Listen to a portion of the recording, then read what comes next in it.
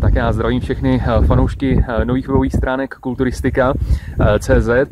A já vás zdravím u vůbec prvního videopozdravu, který jsem si nemohl nechat na nic jiného než na Sněžku, nejvyšší horu České republiky, 1603 metrů. Já samozřejmě na Sněžce už jsem párkrát v životě byl, ale dneska to je vůbec poprvé, kdy tady s kamarádem Martinem jsme na Sněžce sami. My jsme udělali ranní výstup z Portášek, něco po 7 hodině, a i když jsme tady byli třeba v létě ve všední den, nebo 1. ledna, kdy byl krutý mráz, foukalo a všechno, tak vždycky tady je spoustu lidí tím, že sem vede ta lanovka, ale opravdu takhle brzo, to je něco neskutečného a je to moc nádherný. Podívejte se odsaď, jaký tady je výhled.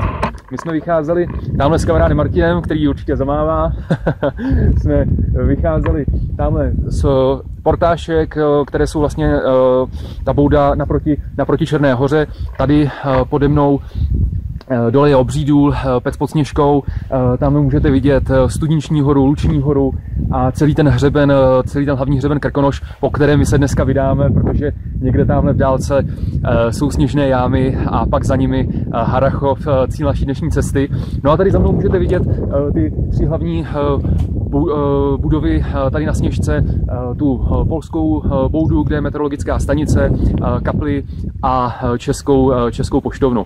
Takže, jak můžete vidět, je to fantazie tady být takhle sám, hezky se rozhlížet, kochat se, a když budete mít možnost, tak toho určitě někdy využijte a takovýhle ranní výstup taky podnikněte. Mějte se moc hezky a nezapomeňte, že místa v krajině odpovídají místům v srdci. Ahoj!